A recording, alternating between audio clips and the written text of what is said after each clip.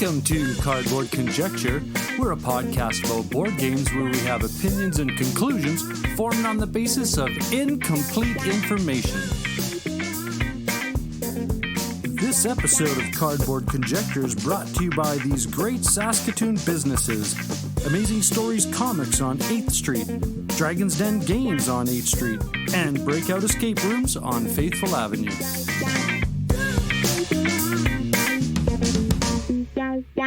Well, hello there. How's it going, eh? This is Whatcha Been Playing Wednesday, and like we always say, this is a special weekly episode that's a compilation of all the board games that we've been playing recently. And on this episode are definitely a board game podcast, Friday Night Games, the Meeple Dungeon, Dice and Dragons, the Tabletop Bellhop, Mr. Boardgames, and Cardboard Conjecture. Always remember to check out the show notes for the links to the Whatcha Been Playing Wednesday cast members. And please take a moment to have a cup of tea or pour a coffee and sit back and enjoy the episode.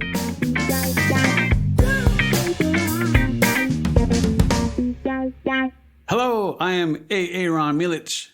And I'm Royce Calverley. And we are definitely a board game podcast, a podcast definitely about board games, except when they're not. And we are here once again on What You Been Playing Wednesday. Royce, what you been playing on Wednesday?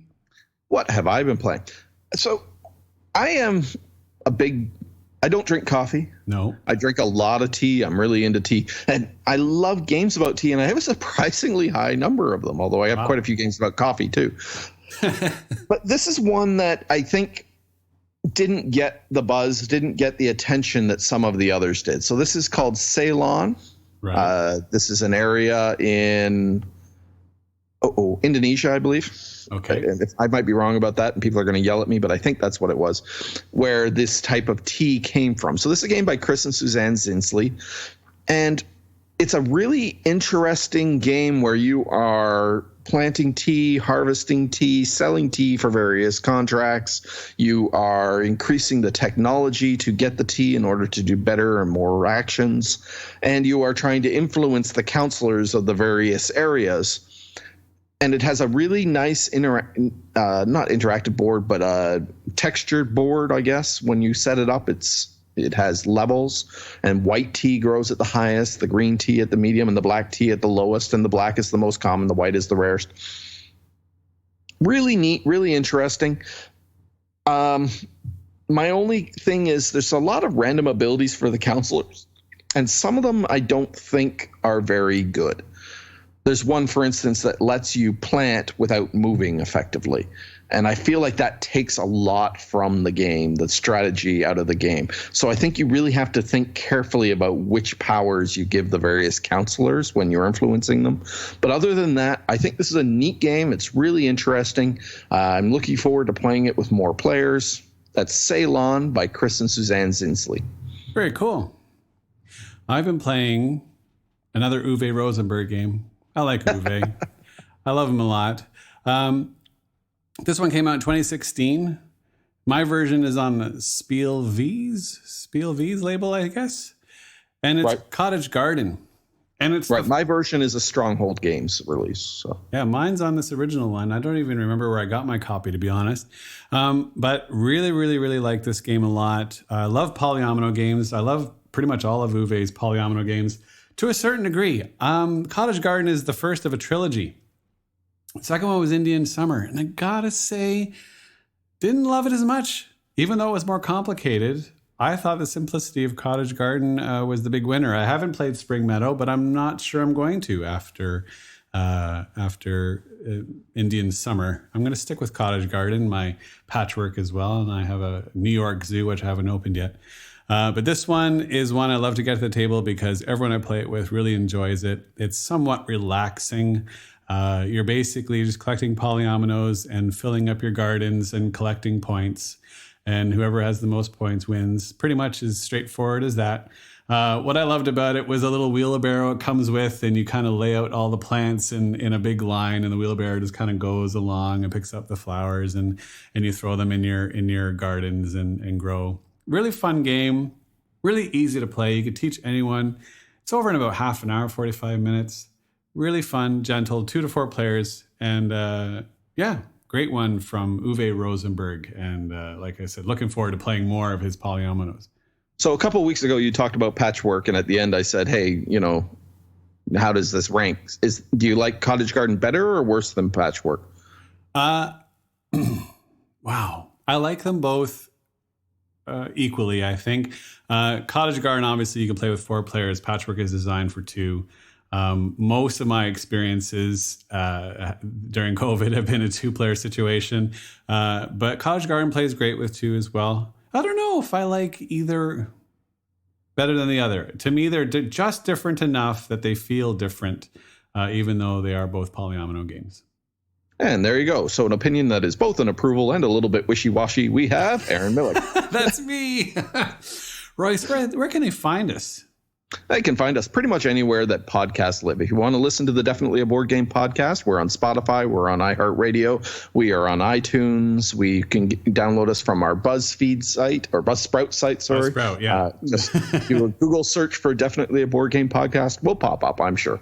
Yeah. And if you want to talk to us, I'm not sure why you would. I mean, talk to Royce. I'm wishy-washy. DefinitelyBoard@gmail.com, @BoardDefinitely on Facebook, @BoardDefinitely on Twitter. And we have a guild on Board Game Geek, Definitely Board Game Podcast. Excellent. Is that it? That's it. Say goodbye, Royce. Goodbye, Royce. Bye, everybody.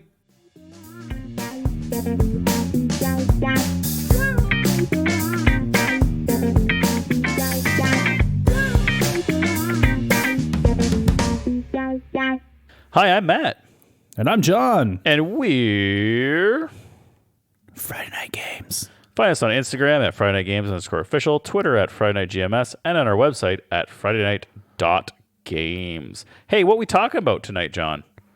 We're going to talk about the game Where Am I? Alice in a Mad Tea Party, designed by Kazutuka Yanagawa and published by Gata 2. So I didn't play the game, so I'm going to do... But this is a 2 to 4 player deduction game where you are playing as a hidden character from the story of Alice in Wonderland, trying to get your seat at a table with the most point value based on the dishes at this table. All right, yeah. So during your turn, you can do one of 3 things. You can place a dish, guess who one of the other players is, or you can seat a guest. The dishes are worth different amounts of points. Teacups are worth 1, small plates worth 2, big plates worth 3. Milk pot and sugar bowl are worth 1 times the amount of teacups out on the table. Teapot is worth 2 times the amount of teacups on the table. Matt can't read. Small plates are worth 1, big plates are worth 2. Oh, did I screw that up? Yeah, that's okay. Yeah, that's cool. Well, John, if you are playing a 2 to 3 player game, there is always one NPC. That's true. I mean, the best part about this, you don't have to put all the dishes on the table to score. Scoring starts when the last character is seated at the table, obviously. And the game is played over 4 rounds, and whoever has the most points wins the game. Okay, I like to start what I like about this game.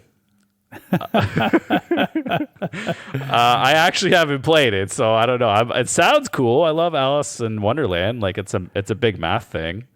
Like I have a math degree, and Alice in Wonderland is made by like someone who has a math degree, so I'm cool with that. That's neat. So first off, like holy crap, the components in this game are amazing. So it's a completely 3D board. It's like full-on table, 4 chairs made out of cardboard that you put together, kind of like a Puzz 3D.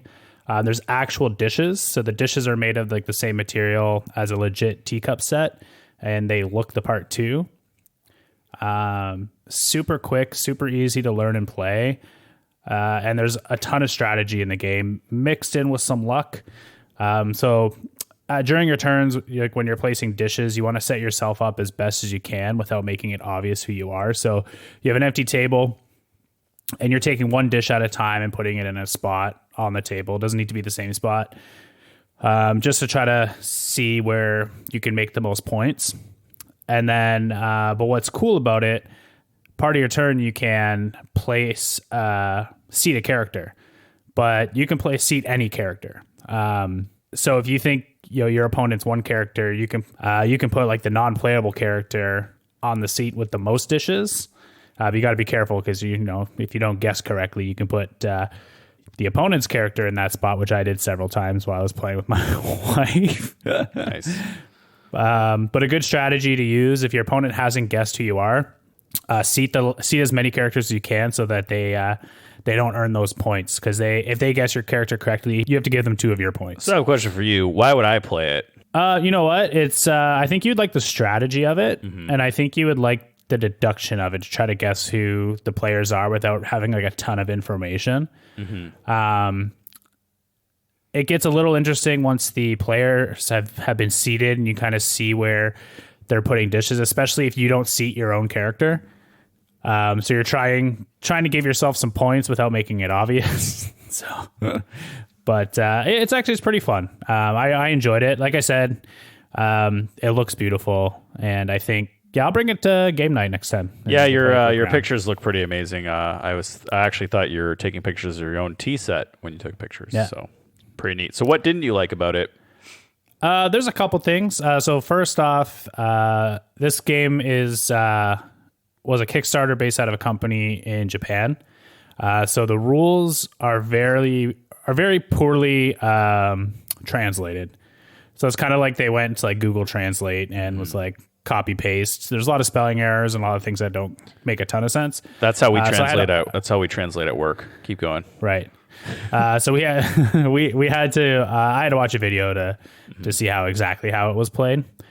At some point in the game, my wife and I ran out of scoring tiles, which was kind of unfortunate because you need those to keep track of your score. I don't know if we were just kept putting tons of dishes down, so we were scoring a lot of points during the game. But I feel like that's something I shouldn't have run out of, especially if it runs over 4 rounds. So we had to write our scores down. I obviously hated that my wife destroyed me in the game. I mean that was obvious. I got like I don't know, like 40 points, and she got like 90, like something stupid. Like she destroyed me. Yeah, she always does though. I feel like there's I'd say like 80% of the time you always say she wins. So for sure. And but the worst part was I kept seating her character. I thought she was the other character, and I would seat hers where like all the dishes were. So I was like I was just beating myself at that point. But I also wouldn't play this game all the time. So usually I get like super excited to play games. Not saying I would never play it again, but I don't think it'd be something like, hey, let's play this like every week. But I would definitely show it to new people and play it with new people, just because it's freaking beautiful. Like just, hey, let's play a quick game of this, just so you can touch all the pieces. Nice. Yeah. Sweet. Yeah. That's pretty cool. Is it easy to explain to someone though? Like if you were to like teach it to me, how long would it take you to teach it to me? You already know how to play it. Oh, wow. Okay. Well, that's pretty easy. Yeah. So that is good for newbies. So cool. Yeah. I saw it on Instagram, and I really thought that was really cool components. I think I just wanted it for the cool components. And, when I ordered it, it said standard edition. So I was like, oh, I don't know what I'm getting. I don't know if I'm getting like the cool dishes or whatever, but lo and behold, I got the cool dishes. So it all worked out. Nice.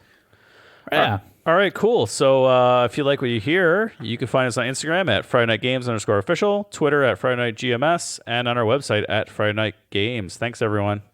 Thanks.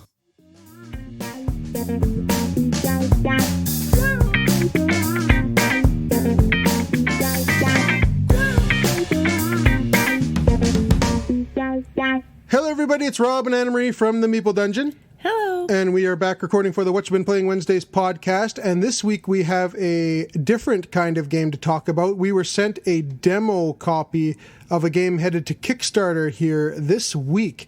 What game was that, Anna-Marie? That game was Tailmore, designed by brothers Eli, Willem, and Zach Delventhal, with art by Brendan Milos, and self-published by the Delve Brothers.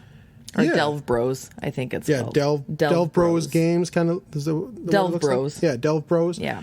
And yeah, we believe this is going to Kickstarter on Tuesday, the 13th. So it'll be yesterday. Technically, if you're listening to this on Wednesday. We're recording it on Monday, so it's tomorrow, but if you're listening to it, it's yesterday. But yeah, it's called Tailmore. and we were sent a demo on how to play this game. So, what is Tailmore?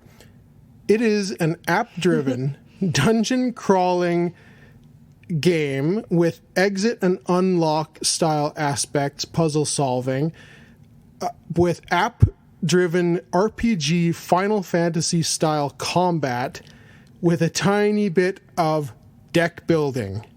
So involved. Kind of a little bit of everything. Yeah, so a real mixed bag here. So let's start from the top here. We played the trial scenario. So this scenario was a shorter scenario. It tells you up front. This one's just to teach you how to play the game, how the game works with the app, how the app works itself, right? How you lay out the board, how you move your characters through this dungeon, how you interact with the rooms, how you interact with the items in the room.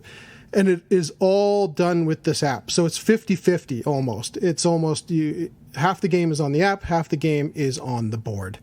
And you use the app to scan QR codes. So everything in this game has a QR code on it. The room you're in has a QR code on it. The items in it have it. Your characters, everything. So you use the app on your phone to scan a certain item. So you say you want to inspect the room. You'd select inspect on your character, or I should first and foremost say there's 4 characters we have, but there's 6 in the game. We have the wizard, the barbarian, the cleric, and the rogue. And we played as the wizard and barbarian, and they all have different traits and different aspects and all sorts of things. So depending on what character you are will determine how you interact with objects as well. So if Anna Marie was playing the wizard and she went to inspect a barrel, and it says that, there's something in this barrel, but your character can't seem to get it out, you go and use the barbarian to interact with that barrel, and he'd be able to break open the barrel and find out what's inside. So that kind of thing. So lots of different things going on here. But everything's app-driven, so you want to look at an item, you have to scan it, and it'll tell you about it. And then if you want to use an item to try and get into that object, you have to scan the item in your inventory and use it to interact with the other items. So everything is scanning of these different QR codes. And it's a little, it's a bit to get used to it at the beginning, but then it starts to kind of flow and you start to understand, okay, I need to scan this to interact with, scan that. And you just kind of start rolling with it. And you're flipping things around and scanning cards and scanning items, and you're moving through these scenarios. And it is a dungeon crawl. So you're going through rooms and you're figuring out puzzles. So sometimes you have to break open that barrel over there to find an object to use to flick a switch on the wall to get through to the next room. It's funny you saying it is a dungeon crawl, because it definitely is. Like, that's the way it's built. That's the way it's seen. Mm-hmm. But I think dungeon crawl, and I mean, how much Gloomhaven have we played, right? Yeah. So that's like the big dungeon crawl, and you've got your little minis in there and you're moving around and fighting. This is quite a bit different. This is more, I would say, almost like, and again, keeping in mind, it's just the first initial this is learning scenario we've done.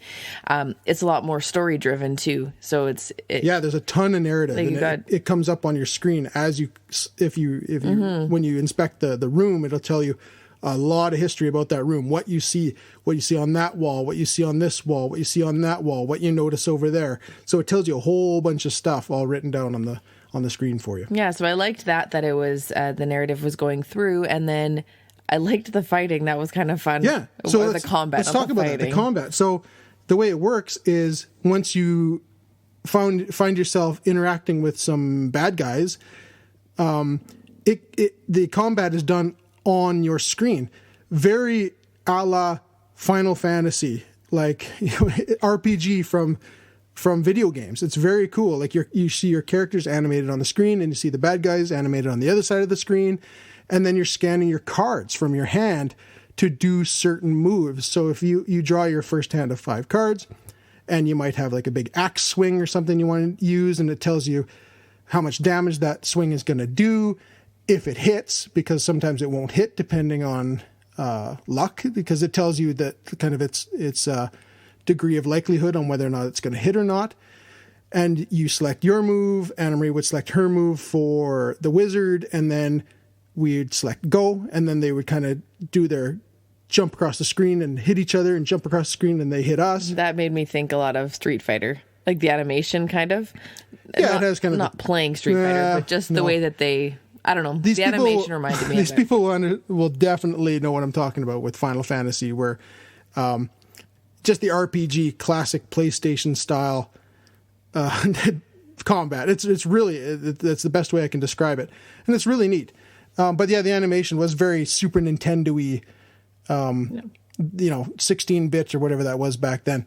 But yeah, really cool. And then you kind of go back and forth, and you keep scanning cards, and you use those cards to try and outmaneuver your opponent on the other side. And then once you win or lose, you can upgrade your characters. The battle was over so quickly, the battle wasn't over so quickly, just there was only the one in that scenario. So I'm excited to try the next one to see how many more battles there are, and kind of the flow of an actual scenario. So I'm excited to try that out. Because you upgrade your character, the more battles you win, you upgrade, and then you can trade out your bad cards in your current deck of 10 for a newer card from the advanced cards. So you're doing a little bit of deck building every time you upgrade. And yeah, the game's really interesting. It's a really cool thing going on here. There's a whole bunch of different things going on all at one time, and we're going to go and play the next larger scenario. That's more of a in-depth, longer, a lot more going on in the next scenario that we're going to do. But yeah, that's Tailmore on Kickstarter as of right now. Should be. So go check it out on their page. But we got to run. This has been Rob and Anna Marie from the Meeple Dungeon, and we'll see you next week. Cheers. See ya.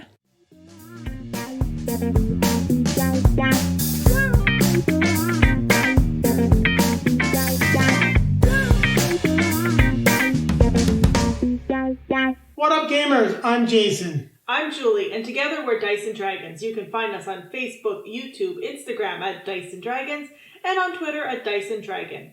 So what's this segment, Jayson? It's Whatcha Been Playing Wednesdays. And we've been playing Bullet! Yes, by Level 99 Games. This is a 2 to 4 player competitive, 1 to 4 player competitive or cooperative game. What you're doing in the game is using different patterns to clear the bullets that are flying into your sights and essentially deflecting them back at your opponents. So just in a thematic sense, you've got skills, your opponent's got skills, there's a whole bunch of bullets flying at everyone, and you're just knocking them back and forth. And the player that takes the most the first player to lose all of their lives will be the one that will lose the match. Then if you're playing in the cooperative mode, you will be fighting against another character who has now become the boss, the villain, and you must work together to defeat them. Now the competitive mode is in 3-minute rounds, so it does play in about 15 minutes,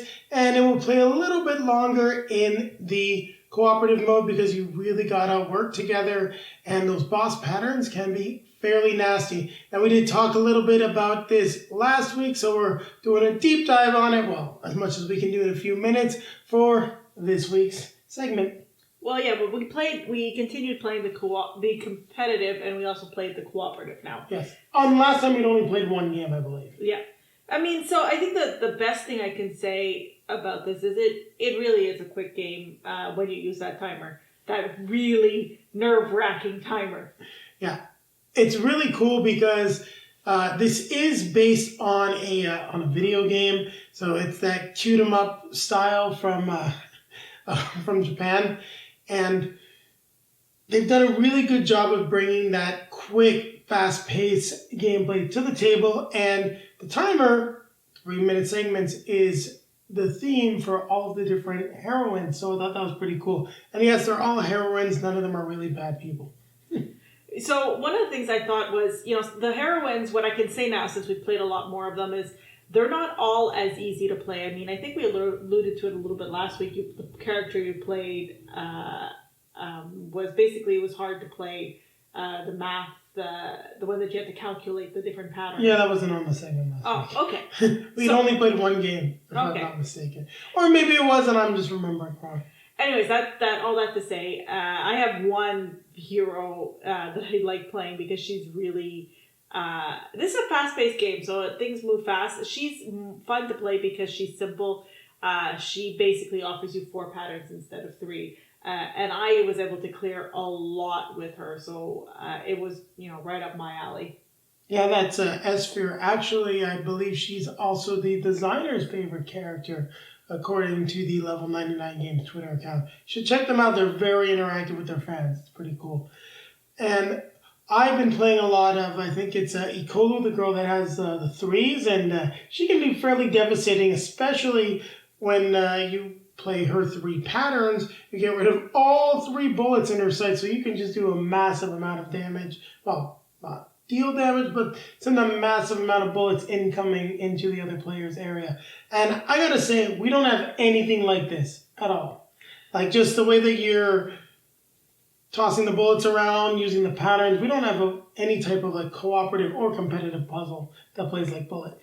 No, I mean, like I said at the beginning, for me, I think you said the word. It's a little bit puzzle, and I'm not the biggest puzzle fan. The advantages for this game for me are the fact that it's a quick play. You can play it competitive and cooperative, though I think I prefer the competitive version. The cooperative is a lot longer. You don't have the timer going. I wouldn't say a lot longer. It adds probably about 5 to 10 minutes, so that's not a lot. Well, because it's double the length of the game, but you really don't use the timer. The timer is just going to get in your way. You can use it to try to keep the pace up, but it's not going to do you any favors. Yeah, and the bosses are a lot harder on the cooperative mode, and when you don't have a boss in the competitive mode, you're playing against each other. But I found the bosses pretty hard. I mean, the last one we played, I felt was particularly annoying because you had to do exact amount of damage, and you could only defeat one level at a time of her shields. So well, I think that's why you don't like the cooperative as much, because it's a lot more puzzly than the competitive mode.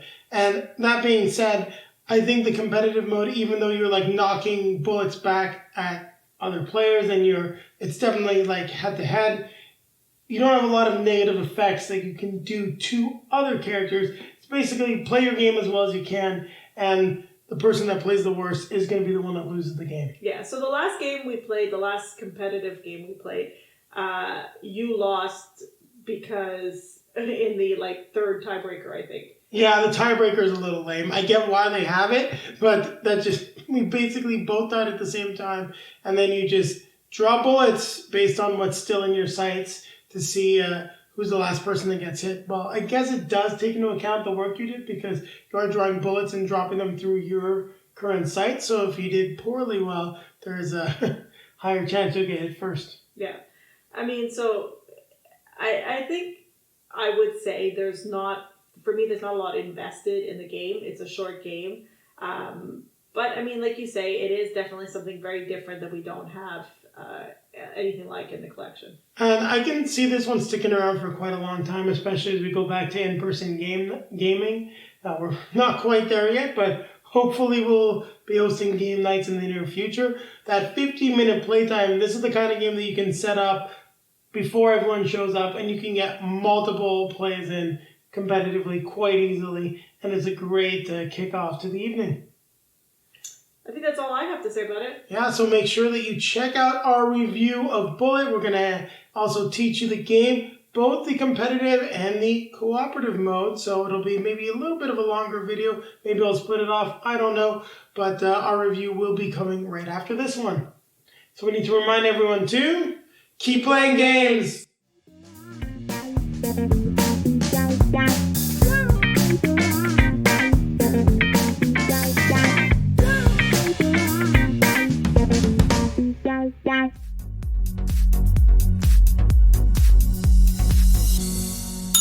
Hello and welcome to the Tabletop Bellhop segment of Whatcha Been Playing Wednesday. I am Moe T, the Tabletop Bellhop, your cardboard concierge, answering your gaming and game night questions and striving to make everyone's gaming experience better. You can find me at tabletopbellhop.com and all over the internet and social media as Tabletop Bellhop, one word.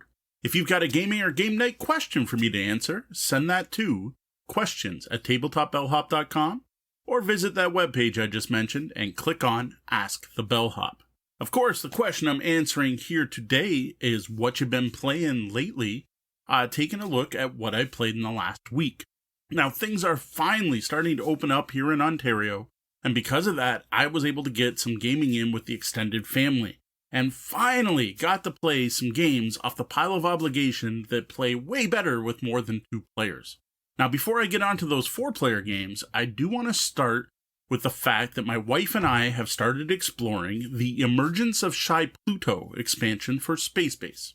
No worries, no spoilers here, no reason to skip this segment. Now, what I really want to do tonight is highlight some of the things that people may not know about the expansion and clear up some confusion I've seen online. Now, first off, this is a legacy-style story expansion with stuff you unlock.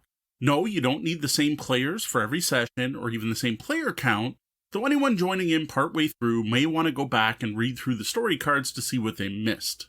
Now, as you unlock things, they are added to the base game and are expected to be part of your games of Space Base going forward. Now, that said, the cards are marked, so you could theoretically take them out. Now, the game does suggest ripping up cards, but notes that's not necessary. And if you don't rip up anything, you can reset the expansion and play through it a second time, or pass it on to another group. I have to admit, I don't see any reason to replay it. Now, here's an important fact I had no clue about, is the more players you play, the quicker you're going to get through Shy Pluto. Progression is generally based on rolling certain numbers or purchasing certain cards from the market. The more players, the greater the odds those cards will get bought and those numbers will come up.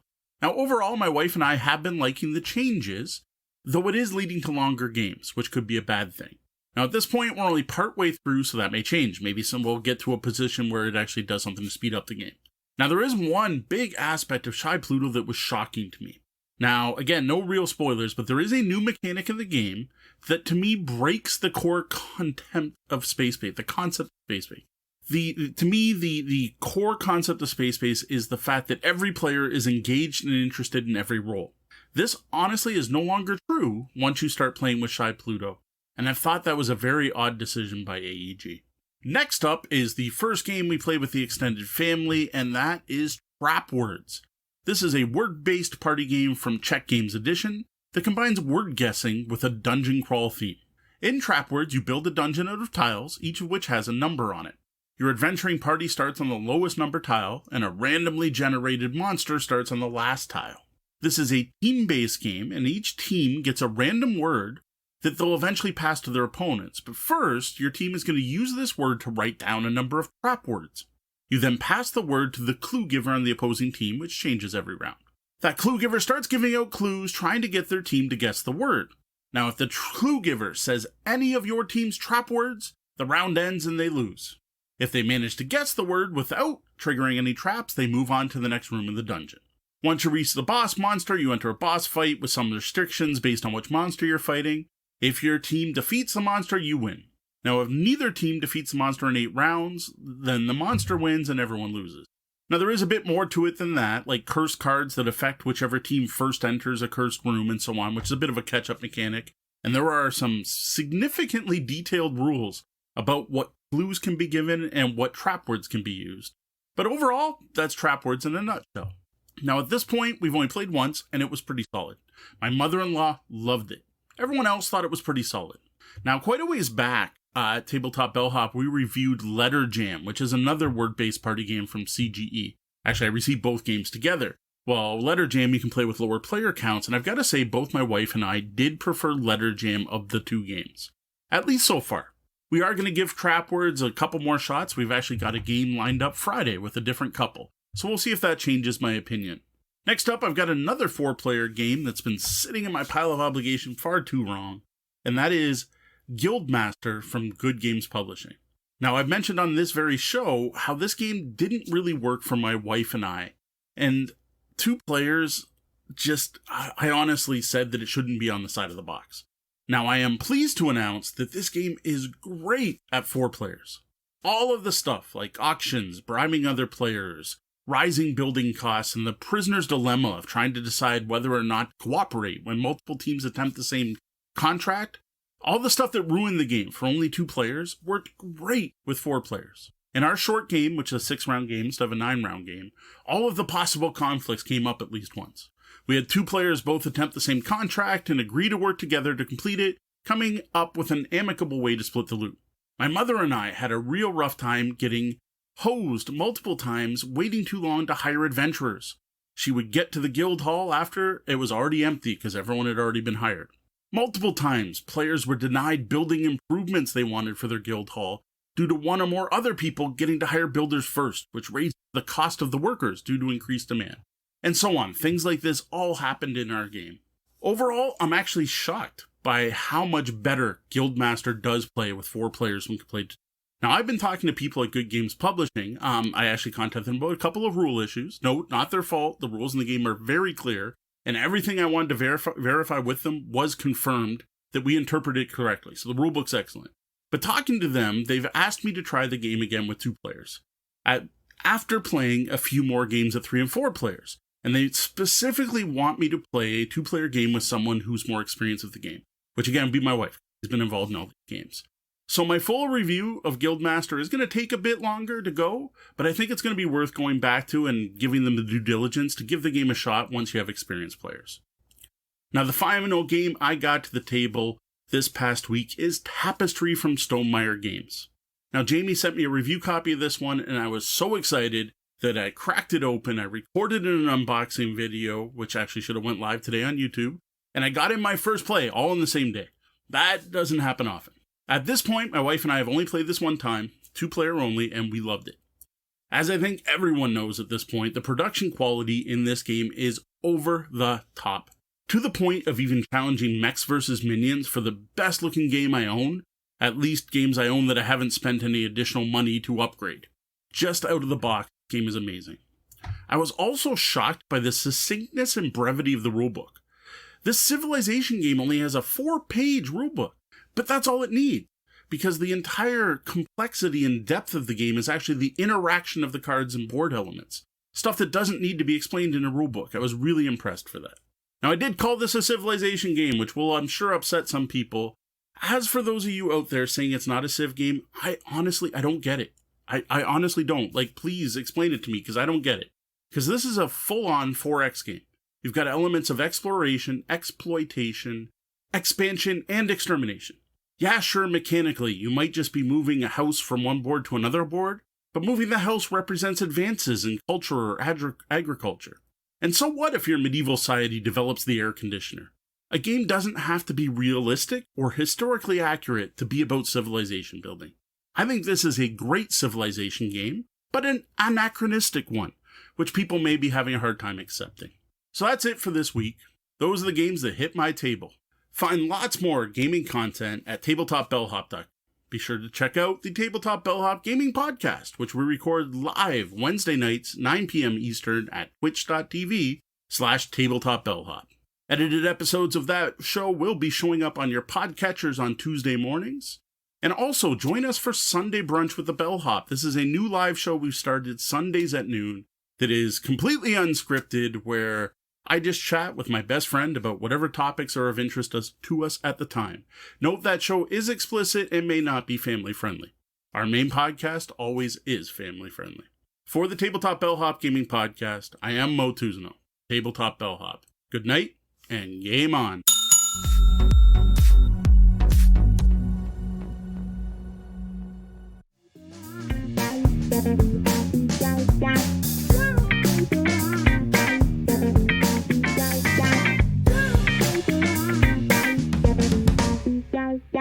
Hey everybody, it's Em. What's going on, folks? It's R.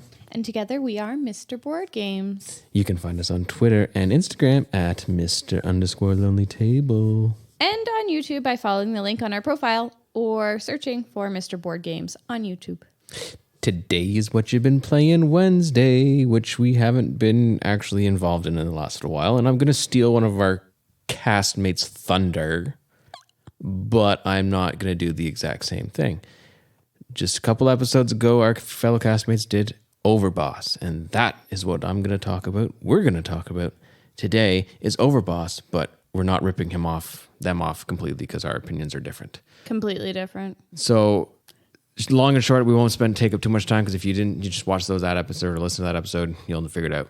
Short and sweet, Overboss is a game where you have tiles with little that you take and you make a map and you try to get points by connecting them. Pretty straightforward. They do a better explanation than I do. This is where it differs. They liked it. I did not. We did not. As I was saying, Overboss is, like I said, it's a tile game. It's a very simple game, and that, to me, is where the problem lies. And I just don't get the hype. Like, I get the hype from, like, Boss Monster and the 8-bit and the nostalgia. But I didn't, like, there's no complexity to the game that makes me find it challenging and enjoyable. May have been the fact we did play it like back to back several times over because it's so short and so simple, but I did not say let's play it again, and I did not feel like I wanted more. I was kind of just, that's over, boss. Okay. Yeah, and I think even when we played with the expanded side where you lay more tiles and you use more tiles, it didn't make it any more enjoyable. Like, the art is fantastic. I mean, I could say good things about the game. I'm not going to say that the game is just absolutely awful, but it's pretty and the art is really great, and it does have that 8-bit feel, and we played it with 8-bit music, which was excellent, but I felt a little let down by the game based off the hype that everybody had been on Instagram and YouTube and Twitter and everything, that they were like, this is great, I'm so excited, and they had chatted it up, and I think I just went in with really high expectations, and then it was like nothing. Like, it's nothing we've ever seen before.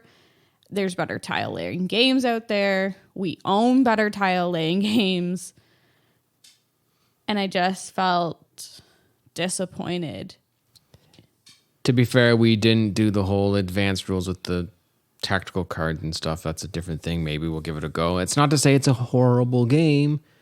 It's totally for somebody else. Just this pair, Mr. Lonely Table here, Mr. Board Games, that's it. That's kind of and I think takeaway. When we played it, we were like, well, maybe it would be different if we played with more people, or if we, played with the tactical rules. But at the same time, I'm not sure how much they add to the game to make me enjoy it more. We will test it. We will show it to some people who might find it entertaining and see if they have fun. Maybe we'll have fun too. I think maybe it's a group effort. Maybe it just doesn't work as a 2-player game. I don't know what it is. Yeah, and I mean, I'm not writing it off completely yet, but I don't feel like it's going to frequent our table. But for the record, 8-bit music, you should go to YouTube or any of your streaming services and totally look up chiptunes, because that was just phenomenal and really, really fun. On that note, I do want to say that we do have we did do a playthrough that was released a week or two ago now. So you can check it out on our channel. I don't really have anything extra I'd like to say about Overboss at this time. Check it out, see our playthrough. Maybe we did something wrong, and maybe you can help us figure out why we didn't enjoy it, and let us know. That's what I think. And so that's anything else you'd like to say, Em? No. Nope. All right. Well, that has been What You Been Playing Wednesday. That's what we've been playing. So until next week, you can check us out on YouTube, or reach us on Twitter or Instagram at Mr._Lonely Table, and keep it on the rails. And the dice on the table. We'll talk to you again real soon.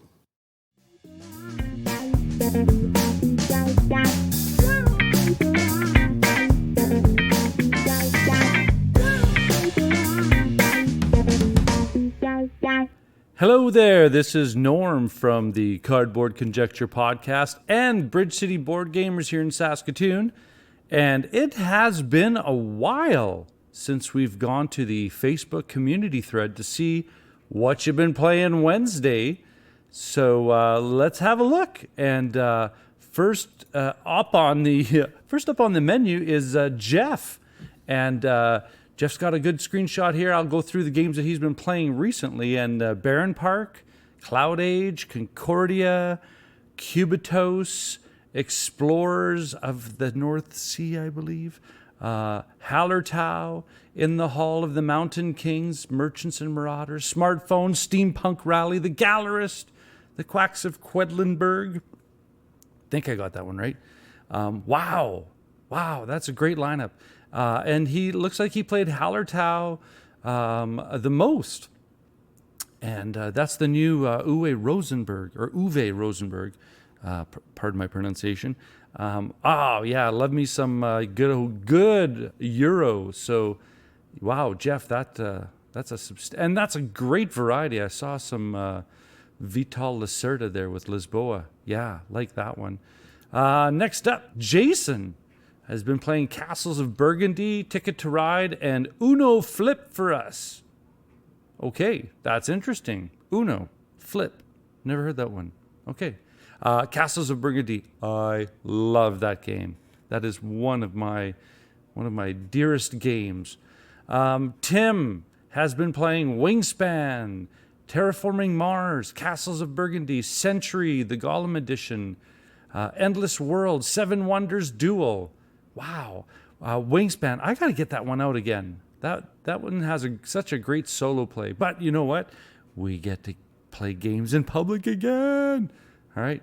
That'll happen. That'll happen for a lot of people soon here. Terraforming Mars. That is a very common one in the community, and of course, it's a great engine builder. Hans, and speaking of Terraforming Mars, finally got my big box edition. He says, Mandala. Yes, Rajas of the Ganges. Awesome game. Dice Charmers. Oh My Goods. Alexander Pfister, goodness, yay. The Trails of Tucana and the Castles of Burgundy, and the Dice Game, and the last one, Silver and Gold. Yeah, one of those cool flippin' rights. So much fun. Lane, Viking Chess, and way back he's pulling Yahtzee. Oh man, I remember playing so much Yahtzee at the lake when I was a kid. Awesome. Well done. Eli has been playing Merchant's Cove and continuing through Conspiracy in Arkham LCG. Oh, yeah, Ryan is probably right behind you because I think he has everything, and I think he even has the stuff that they're thinking about, too. So, yeah, that's pretty meta, isn't it? Travis, Lords of Waterdeep. Yeah, that one's... Man, that's a fine worker placement. Twilight Struggle. Wow, you swung all the way into some heavy military stuff there. One of my favorite card-driven systems is Twilight Struggle, used in Watergate, and I think I talked about Watergate before. Yeah, Wizard and Aggravation. Just to finish up Travis's stuff. Kind of went off on a tangent there. Marianne. Oh. Marianne played one of my favorite ones, and it's Arboretum. Yeah, that one is probably the most painful decisions ever. Pick up 2 cards, play one to your tableau, get rid of one. Yeah, that's not as easy as that. It's a fantastic game. Everybody should have a copy of that one. John, yay! Railways of the World, the Portugal edition. I believe that's the Vital Lacerda. I have that one. I haven't played it yet. I haven't even read the rules. I don't know how Vital created his usual goodness. So, yeah. Very well. Awesome. Steve, Azul Summer Pavilion, I think. Destinies. I've got to try that. And Masters of the Night. I don't think I've heard of that one. That's a good one, though. I'll have to look at that one. Tony, Isle of Cats. Yes, that's an excellent polyomino. Yeah, there we go. I got it. Cubitos, Quacks of Quedlinburg, Baron Park. Baron Park, I've been hearing a lot of people talk good things about Baron Park. One of those, speaking of the polyominoes, kind of fill in your tableau thing. I think it's Phil Walker Harding, famous for Sushi Go and some other fantastic games that I'm not going to go off on a tangent too much. But yeah, that's what the community played. And I'm just going to also throw in the fact that I had an opportunity to play Air, Land, and Sea with my buddy Al, who came over to play in, I got the garage set up with the garage door open, and we refer to it as plein air gaming, open air game session. So we played Air, Land, and Sea, which is the term people like to use is the filler game. It's a 15 to 30 minute thing, and you play basically up to 12 points. And the interesting thing is how the points are derived, because you play in 3 theaters of combat: air, land, and sea, and you have 18 cards total in the complete deck, 1 to 6 for each theater. And of course, the 6 value, being the most powerful, doesn't have any let's say card power abilities. Just it has a strength of 6. And ultimately, before I get into explaining the card things, ultimately what you're trying to do is when your whole entire hand is played, you total your points versus the opponent's points in the theaters of combat, and whoever wins 2 of the 3 wins that battle. If you've played, now here's the cool part with the scoring. If you've played your entire hand out, which is 6 cards, right to the last one to determine who wins, then that round is worth 6 points. The cool thing with this, you get a card too, because once you start, if at 5 or 6 cards in your hand, if you look at what you have, because 18 cards, 6 cards each, there's going to be 6 cards that don't get played, and it's hard to determine what cards are there. So if you look at your hand and you're thinking, there's no way I can win 2 theaters of combat, you can throw the hand down and give it up and only allow 2 points to your opponent. And of course at 2 to 3, like there's intervals, 2 points if there's 5 or 6 cards, and I think 3-4 cards is 4 points, and so on. The longer you stay in, the higher that round is worth. And so I think the first time I played with Dave from Board on the Air, and it took us 2 hands, and then we figured out the game, right? So each card has all these interesting abilities to, basically rule breakers, right? And it's so interesting to look at your hand tactically and try to assess how these cards synergistically connect so that you can maybe predict your win factor. But the ultimate thing is you don't know what the other person has. So yeah, this is a great game. If it's on the shelf, man, I advise you to pick it up, because it was like maybe under $25, right? And so yeah, we also played High Treason, the Trial of Louis Riel, Victory Point Games, Alex Berry designer.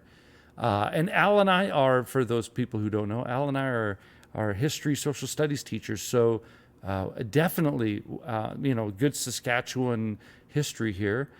We definitely came at this in 2 different ways. One, play the game, and the second is to determine its instructional design value in a class, or how can we use this in a class as well. So to describe this game, I mean, let's start. Okay, thematically, it's bang on. The research. Alex Berry is a lawyer, I believe, in the States.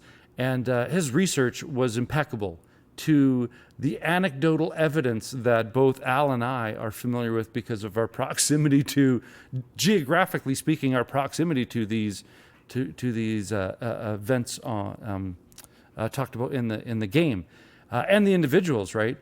So kudos to Alex for on-point research and using the right. Let's say using the right individual or event to the right mechanical interpretation in the game. I thought it was all great. So to speak about the mechanical interpretation, it's driven by the card famous, I think it was Mark Henry or somebody from GMT, but that card power, I'm going to misquote it, the CDG, I think it is, card driven game system. And what it is I'm going to use Twilight Struggle as the basis for understanding this. You have a card that has an individual or an event image on it, and on the bottom associated with this, that this card has a power to it. Or on another area of the card, it has a value of actions or of resources or of ability, right? So there's a value or there's an event. And sometimes if you choose to use the value, if the event benefits your opponent, then they get to use it, right? So there's ways that you can play around with this thing. So how it's used in this game is, of course, there is a value, a quantitative value on each card for actions. And there's also the event structure. And the interesting thing, too, is that this game is so well modeled mechanically to the systems of the proceedings in court, right? From jury selection all the way down to summation. And it's 5 phases. And each phase is represented on the card. And so when determining if you're like in jury selection, you only look at a certain part of the card, or you look at the amount of actions. Wow, what a great game. And of course, there are push-pull tracks that are influenced. Let's rewind it a little bit. You have the jurors, and the jurors will have 3 variable qualities to them. They'll have language, religion, and occupation. Those are represented on the board in this push-pull tug-of-war game, I guess, from the value 1 that is on the defendant's side to a value of 10 on the prosecution side. Ultimately, the game, how you win, if prosecution get more than 100 points, determined by the formula generated by each juror and the point value on these tracks. If the prosecution gets more than 100, they win. If the defendants get below 100, they win. There's also kind of a tripwire win mechanism that there's a bar, or there's 2 tracks. One is evidence of guilt, and the other one is insanity plea. And if the prosecution can't get enough evidence on the board at a certain point, the defense wins. So there's so many little interesting trigger points and corroborate. I'm going to use the wrong word, but there's so many abilities and variables that make this game such an interesting push-pull battle to engage with. So, yay! That's what we've been playing, or that's what I've been playing, and I can't wait to play that one again. That being said, thank you so much for listening to the episode, and always thank you so much to the incredible content creators that we have collaborating each week on this project. So kudos. Thank you so much to everybody for listening and for the contributions. And that being said, keep your stick on the ice and take care out there, eh? If you like the content that we produce and the type of show we're creating, please leave a happy rating on iTunes or the podcast platform that you use. This would be such a great gift, and it would help make it easier for others to find us when they search for Board Game Podcast. This episode of Whatcha Been Playing Wednesday has been brought to you by the people of Cardboard Conjecture, who are astounded that we can go out now and play games in public again. Cool.